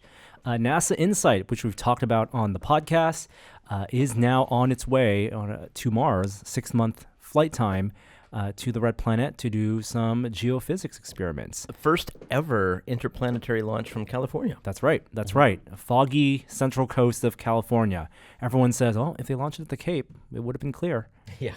It would have been fine. But Florida, a little busy. Statistically. The rocket was fine. I will say Scott Manley did an awesome video on why they launched from Vandenberg that goes into a lot of the details about the launch angle, the inclination of the planets relative to each other, and why the sort of the economics when the original launch window of 2016 made it okay to launch from Vandenberg, which is a much less busy site to launch out of. It's a great video. Sorry, continue. And we learned a lot about the robot itself, based off of the Phoenix lander that's designed. It's not a rover, doesn't have wheels. The next rover will be Mars 2020. So it drills where it lands. Yes, and so they've chosen a unremarkable location so they can find the most standard type of terrain. Hopefully they will not hit something unique because they want to use it as a gauge for composition of Mars. 60 feet down, it'll drill. It'll deploy its tools with an arm. And electronic tether, and it has a seismometer to detect very, very sensitive just vibrations. When they tested it, I believe they could detect vibrations on both coasts of the country. So it was that sensitive. People in the room had to log when they were in the room because breathing would activate it. That's how sensitive it was. The rocket was an Atlas V, which is a rocket made by ULA, the United Launch Alliance, which is a competitor of SpaceX. No one said the word SpaceX when we were there. It's not a reusable rocket, but it is a very standard, reliable rocket. They've done like 135 of these things, all been successful, and they launched right on time at 4:05 a.m. Saturday morning. So it's by all accounts a very successful standard rocket launch. The fact that it's becoming a regular thing that they can rely on and that it was unremarkable in that sense is exciting because it for a really remarkable event to have it feel unremarkable is pretty special. A couple of questions for you, because you're hanging out with a lot of science writers and scientists down there. Was there one instrument they were more excited about versus the other? Because we have the seismometer on one side and then the drill, which gives a little bit more information on like temperature and history of the Mars. I think the seismometer for sure. That was like the primary experiment for this, and they had like a shield that they would put over it to protect it from the elements. But the thing that we're unexpectedly more surprised about were these cube satellites. The first interplanetary cube satellites were also put on this rocket. Size of a cereal box, two of them. They're called Marco. Marco A and B, and their nicknames, well, I'll tell you why they're nicknames. They're two satellites that deploy off the side. They will not be on InSight. They're going to fly next, like around the same path. So they're going to make the journey by themselves and do about 5 course corrections on that flight using what's essentially fire extinguisher propulsion. So their nicknames Like Wally. are Wally and Eva. Oh, awesome. 2 of them. They'll be flying together across the solar system. And are they when they get to Mars, is what they're doing mostly satellite imagery? No, they're not doing any of that. These are not, Marco is technically not mission critical. So they're proof of concepts to show that cube satellites can be deployed interplanetarily. What they'll be doing when they get there, if successful, is they'll be part of the Deep Space Network. And whereas Mars Reconnaissance Orbiter needs to get information from all our robots and then beam it all at once, you'll get information a little bit more quicker. And also with when these the satellites. aliens come for us, that'll be right. the first things that go You'll down. see they'll smash right into the hull of the alien ship. Yeah. Yeah. A couple questions about the launch itself. Obviously, it was foggy. Yep. If you haven't seen the video, you can watch the tested video on it. What? Tell us about the feeling. Was it excitement? Was it? I think everyone was really tired, right? So all the press and the social press. So the way NASA works is they don't have PR. NASA, as a government agency, does not have a public relations department. They have PAO, public affairs officers, and so they grant credentials to media, traditional media, broadcasters, television broadcasters, news reporters, and also to social media, NASA Social. So they'll identify. Which is really smart. Yeah, totally. It's very forward thinking, and these are the same PAO people who run Curiosity's Twitter streams, Instagram feeds, which is stuff that's getting a lot of attention. And they get people who are maybe younger and have great social media followings, and give them access to Instagram story. The rocket launch. Not necessarily science people. Totally. Just young people, young and old, who are interested and have an audience that want to share this with. The weird thing is that the social credentialing is different than the media credentialing. So if you're on one track, you don't get to see what the other people see, and if you're on another track, you don't get to see what the other people see. And sometimes the social gets better access than traditional media. Thankfully, we were able to see most of what we wanted to see. Were you social? or No, we traditional? were traditional media, which gave us remote camera access and got us out there to see the tower rollout at 10 p.m. at night. But to answer your question about what the feeling was, the launch was at 4 a.m. We are all, the 2 days building up to it, worried about the weather, so already freaking out about that. And we had been out for maybe the full day doing activities for the rollout, the tower rollback, seeing the rocket, and then getting up at 2 a.m. to get on a bus to get to our site to watch it. So A NASA bus? no, military bus. But a chartered Yes. for you bus. Yes. Yeah. Yeah. Because you're on an Air Force base. It's all Exactly. military. So we drove into an empty parking lot in Lompoc, the city right next to Vandenberg, took all our gear, put all our gear on the ground. The Air Force came by and had their dogs sniff all our gear. All of that was then loaded onto a bus, and then we bused for 15 minutes. And it was cool to see cars parked on the side of the road, people camping out, hoping to see something. And then we were driven into the base about 4 miles away from the launch site.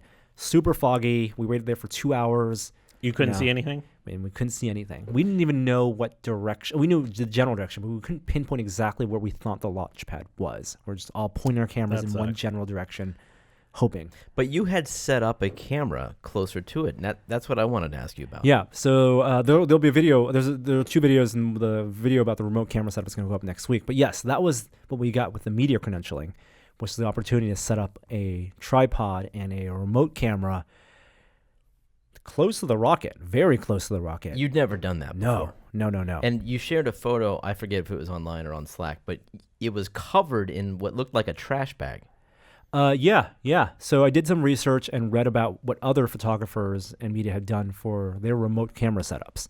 And this is kind of akin to, when photographers go in the field, like wildlife photographers, they'll sometimes leave a camera there for weeks at a time, right, on standby. And most modern DSLRs can be on standby for a very long time and activate with a sound trigger or activate with a light trigger and just leave cameras out there in the wild, exposed to the elements. and that's why a lot of these cameras have weatherproofing. But when we're talking about a rocket launch, it's not just the morning dew that we're worried about and the moisture. We're also talking about potential debris from a launch. Now, I had no idea, at 200 meters away, what type of debris you get, because you read blog posts about people who are at SpaceX launches and got to put their camera 50 meters, like basically right under the launch pad, and their lenses are just cracked afterward. And what's really cool was to see other photographers who had done these launches multiple times have their custom rigs. Unfortunately, I didn't get a chance to interview them because everyone was doing their work and busy, and this is their living, right? I'm there trying experimenting, but this is their photos are the ones that they're going to sell to Reuters and Getty and the ones you'll see in magazine covers. But they had elaborate bucket rigs. They had deployable latches that would reveal the lens, and they were setting up to 5 or 6 cameras. So their lenses were protected? Yeah. Huh.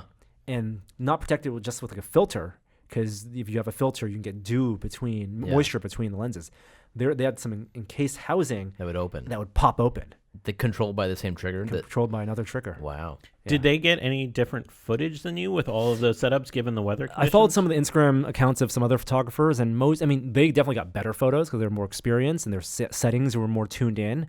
But most people, no one got at 6 a.m. when we went on the bus and all got our camera gear.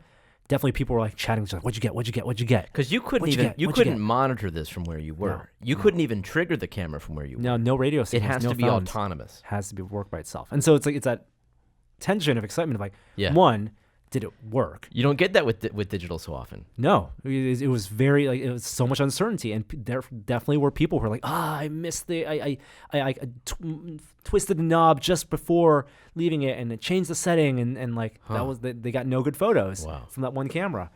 So it was and the moment you got off the bus with your camera, and you'll see it in the video, we're running toward the site, and everyone's just in deploy mode because the clock's ticking.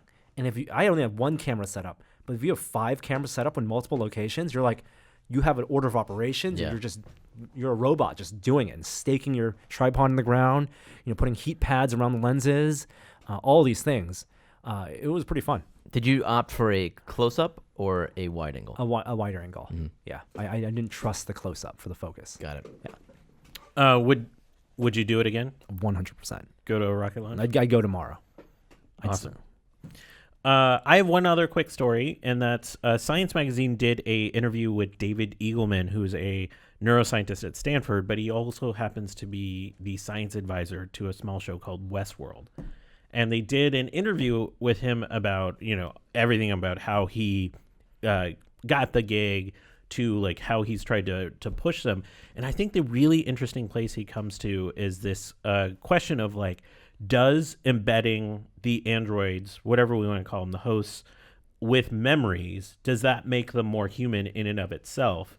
And he suggests no, that it's not just memories that do it, but it's their ability to form new memories and have the conflict of what the old memories tell them with what the new memories say, that makes them that will make them more human.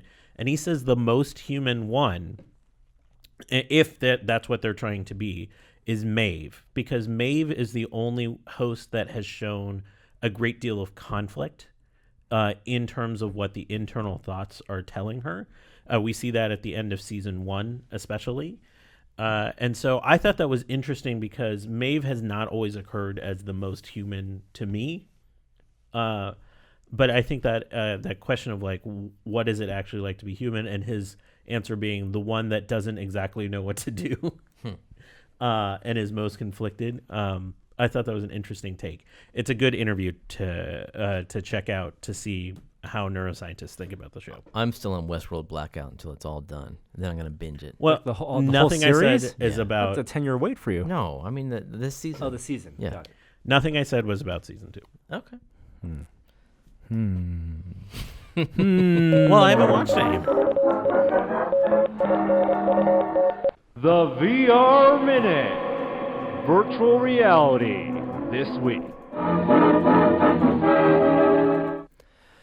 Okay, woo, where do we begin? We recorded early last week, so we totally missed out on discussing the biggest news, perhaps, from F8. I might have argued that this is the biggest story of the week. We could have started here. Facebook/Oculus, and they're going to become one and the same. Like the Oculus name, I feel like is just going to become a product name and not a company division. Oculus, Facebook showed off their latest prototype for their desktop-based VR headset. The same week they released the Oculus Go. And this is called the Oculus Half Dome prototype, which is the same size and form factor of the Rift, but has several notable features. And weight. And same weight, absolutely. One is a 140-degree field of view. Boom. Because the Rift has 110. Yeah. See, so you got 30 more degrees. Yeah, or if you heard them on the panel, 100. That's right. They reduced it to 140, which we've seen wide field of view headsets before, like the Starbreeze one, but those are massive panels and Pimax. And I think and Pimax, of being this form factor, being able to have this wide field of view with this form factor is impressive, and I think you're going to need some type of adjusted rendering, some foveated rendering to diminish the edges, detail on the edges, and just better warping and nice actual lenses. Yep. I also want to see content that takes advantage of that, because we rarely see VR content that I don't think it needs. Puts I think the content. The built-in immersion is going to be enough. You think that's the only? I think they can Not use the the only. extra space. No, everyone who puts that on feels like they're wearing a scuba mask, and if the more we can get away from that, the better. Now they didn't talk about resolution of the panel, but we're assuming better than the current panels, better than 1440 by 1440, maybe even 4K by 4K. Well, they mentioned pixels per degree. Sure, right. Sure. Which right now we're at 15, and they're saying this will be 40. So 4K by 4K panels, maybe.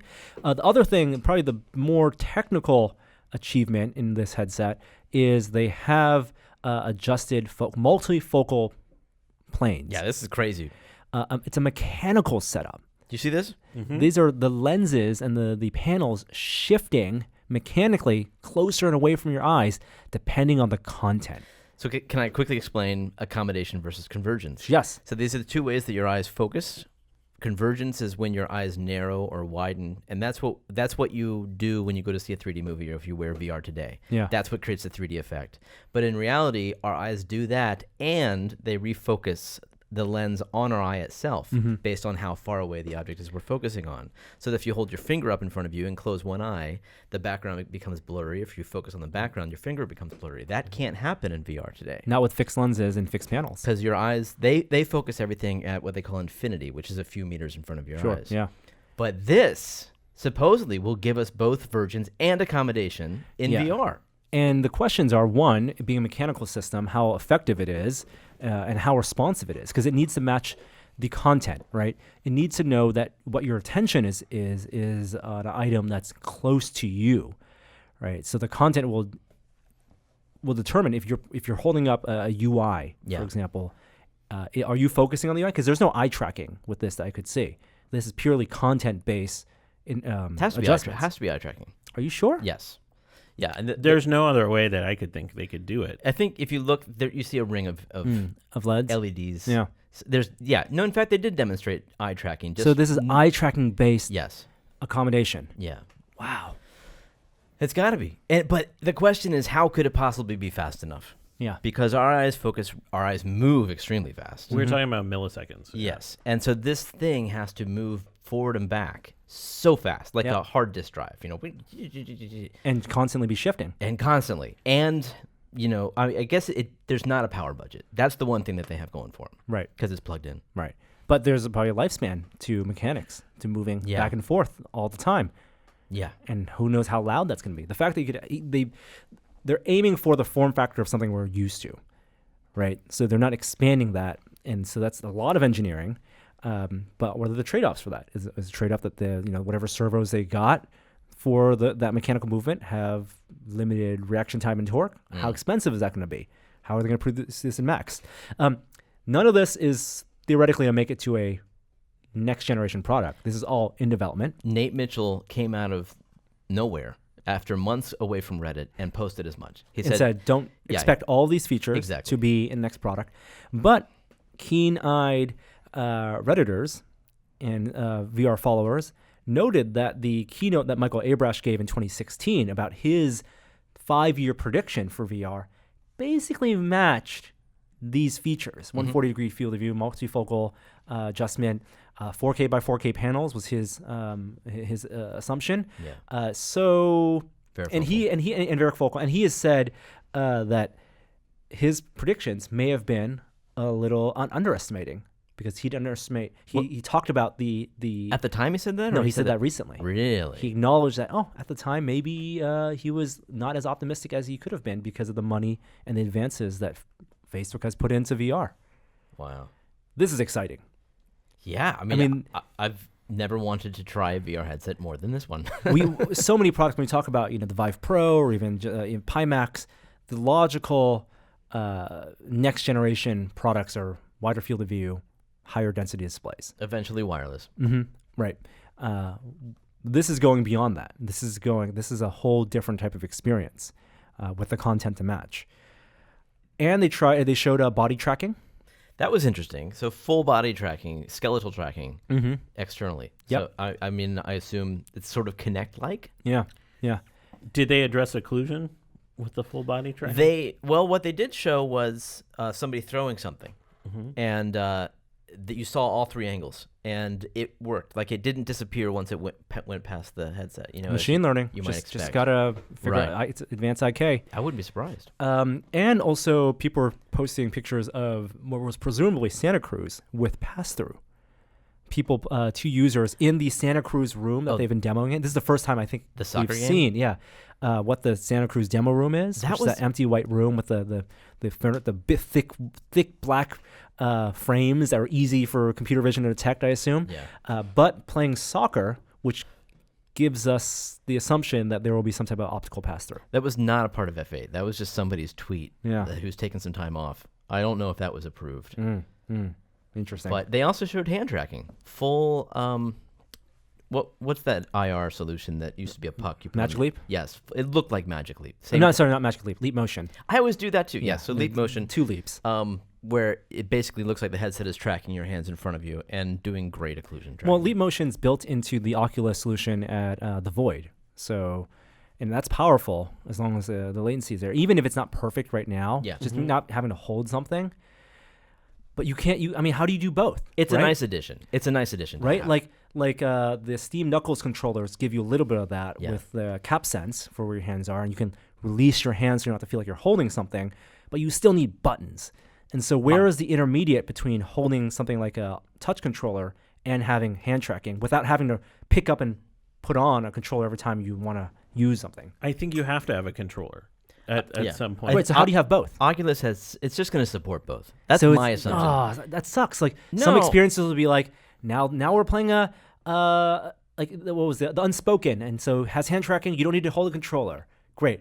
But if you want to play a shooting game, pick up your controller and put it on and play a shooting game. Yeah, why not? What if you have both? Why not? The Nintendo had the Power Glove. Like, you only use that for some apps.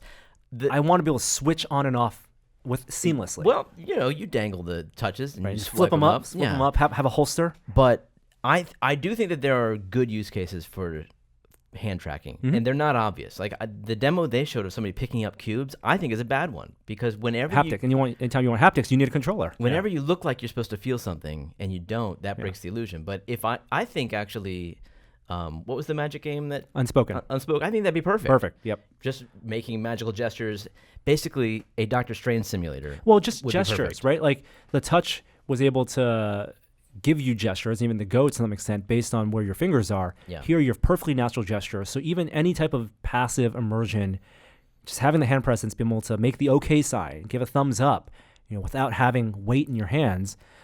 Imagine that combined with eye tracking is going to make social awesome. You're going to be able to see people's fingers move. Hold on, let me put on the controller and shoot this gun. I mean, do you ever think they would ever, I doubt this, but do you think they'd ever come out with a glove that'll still allow you to have some haptics, some control, but still be fingerless? Or I think that's controller. That's the dream. That's Ready Player One. I don't think they're going to do a glove. I just can't imagine. Oh, games are going to be made so you have the option for holding a controller to be your pistol or using finger pistols. Pew pews. Yeah. Pew pews. Yeah. They have said that touch style controllers are the default for the foreseeable future. And all of this is coming out of what was previously known as Oculus Research, which has now been rebranded Facebook Reality Labs. Because it's not just Oculus stuff anymore. Sure. They're combining forces with other It also skunkworks and Facebook. It's also what Norm said off the top. Oculus is not going to be the brand, probably 5 years from now. Yeah. So that's the big news out of that we missed last week from Facebook's F8 conference. Do you think we'll see this at Oculus Connect? Oh, Half Dome? Yeah. Yes. I sure hope so. We got it. I think we're going to see, just like we saw, Crested Bay a little over a year before Rift came out. I think if we see it at Connect this year, even behind closed doors, it means that this is a early 2020 product. Mm-hmm. I think they're still in a position where they have to keep the excitement for the market high because the consumer demand hasn't caught up yet. So that's why I think we've seen Santa Cruz for so long. Mm-hmm. So why wouldn't they do it at Kinect? Anecdotally, do you see a lot of people getting goes? There's definitely a mad rush online and a lot of awareness last Tuesday. I was glad to see billboards. I did not see a single billboard until launch day, and there's 2 on 101 if you cross the Big Bridge. There's even a commercial now. It's not bad. I still think PSVR does the best VR commercials. Because they have some kind of mixed reality. Yeah. It's showing you that you're basically the Ready Player One experience, putting on goggles and then seeing what the person Well, sees. the cut through to the face is great. Yeah. But Oculus Go is more like an Apple commercial. It's not bad. I'm really curious how many they're going to sell. Me too. From an app developer standpoint, reach out to us on Twitter DM or something. If you're an app developer for mobile VR, what for are your Gear metrics? VR, exactly. Is it just even multiples? Is it 3 times as many users, twice as many users? I want to know. And we're seeing also a lot of mods out for the Go now. There's the battery pack USB battery pack, which It's not a mod, is it? Are we calling that a mod? If you attach a battery pack to the back of your head and plug a USB in there, I can consider that a mod. Okay. There's a Thingiverse file that you can use to protect your lenses, and it has also a holder for the controller. That's the thing I want. And people discovered that I forget the name of the company. There's a soft case for your Mavic Pro quadcopter from DJI that also perfectly holds the Go. I ordered one, and it should be coming today. The thing I linked to you? Yeah. Nice. Yeah, so I'll be checking that out. In other VR news, we reviewed the Lenovo Daydream Mirage. No, sorry, Lenovo Mirage Solo. Google Daydream. And this is the standalone mobile VR headset from Lenovo in partnership with Google with their WorldSense 6DoF tracking. Exciting? Kinda. Watch our review. Jeremy doesn't have a lot to say about it. We say everything in the review. Yeah, it's basically too expensive for the experiences you're going to get. 6DoF makes it comfortable, but the software limitations really hold it back. If you're somebody who throws up without 6DoF, check it out. Bruce Wright, I just wanted to point out, discovered that case worked, and he's a fan of the show. So thanks, Bruce. He mentioned it on Twitter. Very cool. And then any more bits of VR news? Anything happened while we were talking on the podcast Today? Yeah, that's typically what happens, right? We're podcasting Hot news? and then I didn't development's see happening. any VR news, but there is some big tech news that dropped. What's that? 50 senators signed a bill to force a vote on net neutrality. Yeah. That's happening? Call your senators. It's Red Alert Day. That's what you're supposed to do today. Not that anyone... See, after this goes out, they'll probably know what happened. Oh, my goodness. What we didn't mention Waymo as a part of the Google event. Waymo is starting public access in Phoenix this year. Yeah, in Arizona. And there must be different legal situations because in the video, they literally showed that car driving without somebody behind the wheel. That's their whole pitch because everyone else has to have someone behind the wheel. No, but what is the legal? I thought that was not legal. Right. Yeah. No, Period. They must have shown something successfully. They showed the same 3 families, though. Set of people. So, right. I mean... But in Phoenix, it will have no one behind the wheel. And it looks like there'll be pickup locations where you hail Waymo, and you hop in the backseat, presumably, and you get driven. I know this is a divergent from VR Minute. The one thing I was disappointed not to see, Android Auto. I feel like that stuff is on the cusp. Like all these the switch over to electric cars that seems to be coming for so many, that seems like an opportunity for Android Auto to really step out. We didn't hear anything about them. Yeah. I use CarPlay all the time. One last thing, Beat Saber, Beat Saber. which Oh, we Beat Saber's reviewed fun. last week, already has new content. Well, how about Testing this week.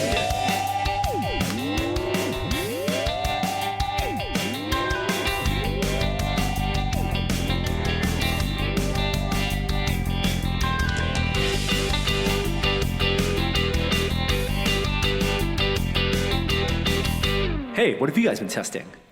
Beat Saber apparently is what Jeremy's been testing. How is it? It's awesome. I think it is one of the new classics. I think it's up there with Space Pirate Trainer. I think it's one of the new games you show people. It just needs more content, needs more music. Well, guess what?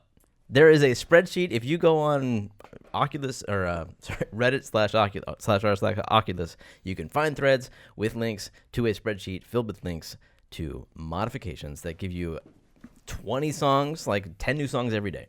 Wow, that's cool. It is a workout, though. It is. I have to say. And they haven't even released the modding pack that allows you to do it legit. So they're going to release that. Who knows? Like Darth Vader's any hilt? day now. Are you happy that they released their the secrets of their algorithm? I think people figured it out. They publicly told you, the post online, exactly what they're calculating, how to get the multipliers, and how to Oh, optimize that it. algorithm. Yeah.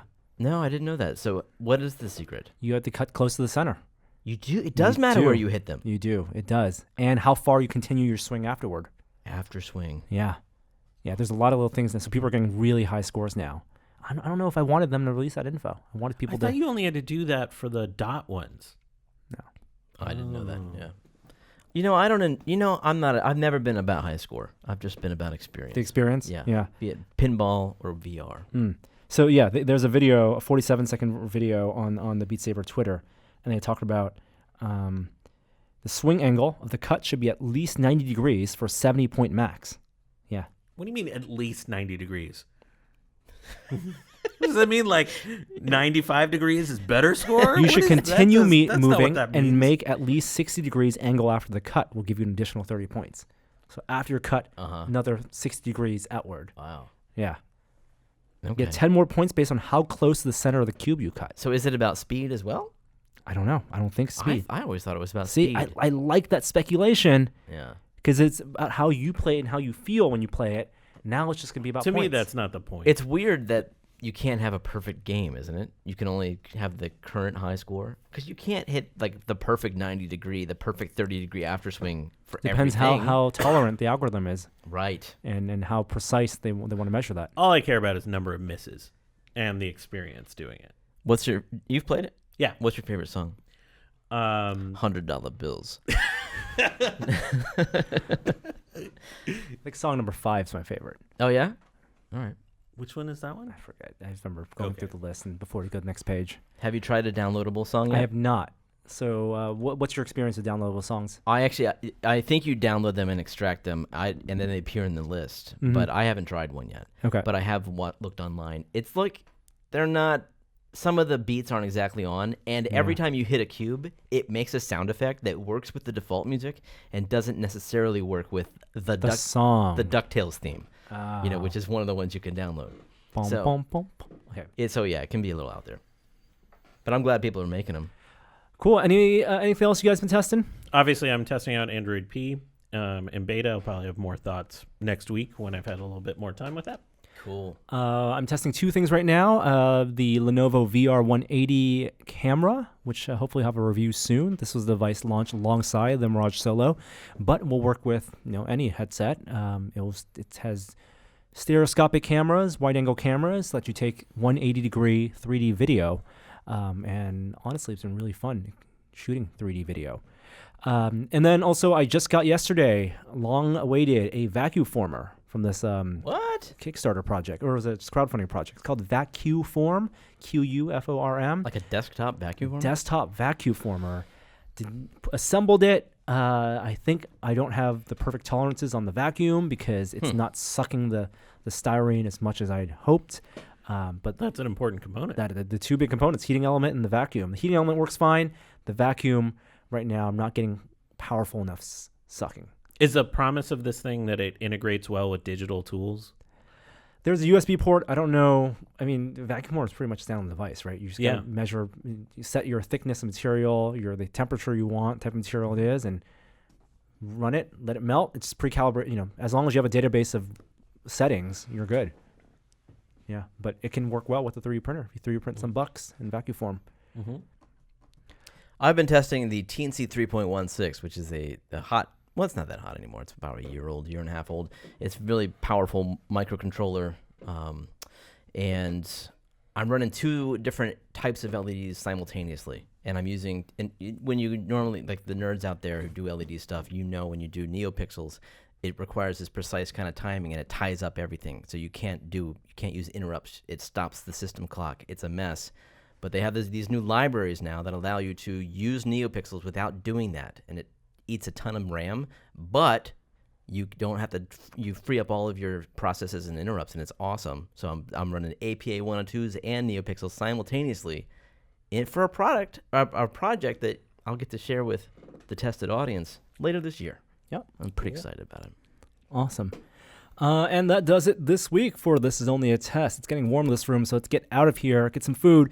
Thank you all for listening. Do we have an outro this week? I like it when you talk about what's coming up. Oh, what's coming up? Well, we have Game 7 for my Winnipeg Jets is coming up the night you're listening to this. Go Jets, go.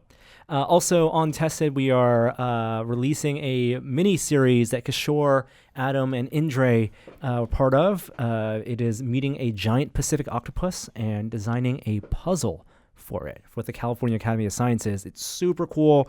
Really proud of it. It's a 4-part series, and the first 2 episodes should be out by the end of this week, but you can watch the first episode now if you're a Tested member on tested.com.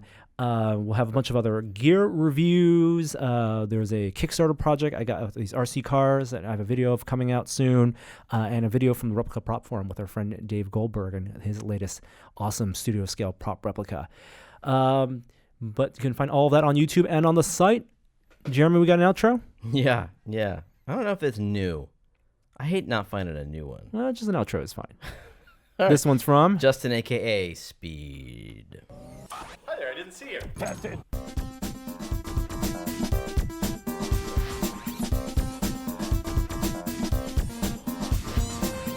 Whoa. This is a Pokemon gym. It's not a wizard school. Get out of here, you wizards. I'm here catching Pokemon. What it says on my map. All right.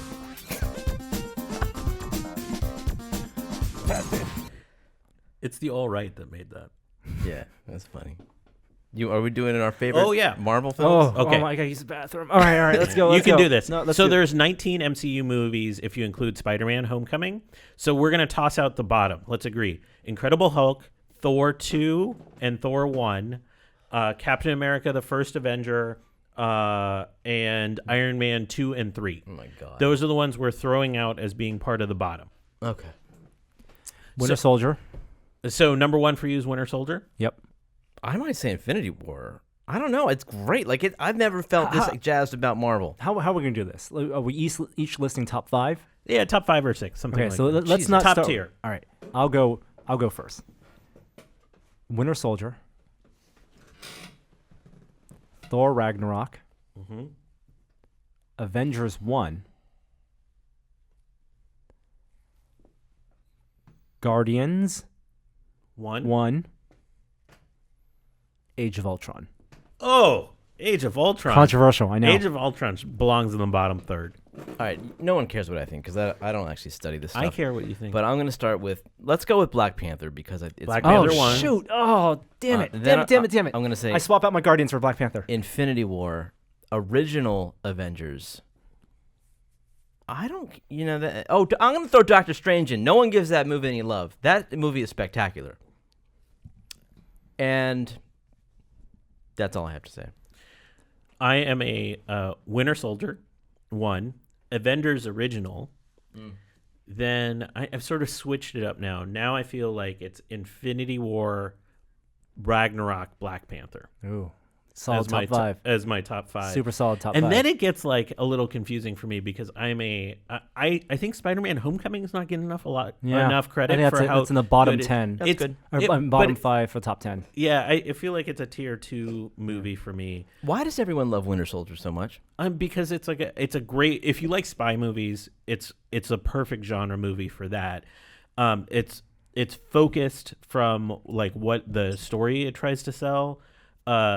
I would say like there's action there, there's good story, it's funny at points, and it has I think it has Chris Evans' best performance. Wow. All right. Okay. Yeah, I agree. I agree with all those. Best action too. I think Age of Ultron does not get enough credit. Age of Ultron. I rewatched that. It doesn't build to that payoff at the end, and it's just basically a swarm of robots. Yeah, I'm with you on finding that. people is ridiculously dumb. James Spader's voice was awesome in that movie. I predict my 5th movie will be Captain Marvel. I think they got to lose this. It's hard to watch the original ones, like Thor. The original does not. Yeah, hold I up. I watched that recently. I thought it was all right. It's all right. It was much better in my head when I first watched it. Iron Man the original though holds up a lot better. I haven't watched that in so long. All right. Maybe it's time. All right. Thanks for listening. Let us know what your top 5 Marvel movies are. MCU movies out of the 19 that have been out so far. And we'll see you next week. Brilliant.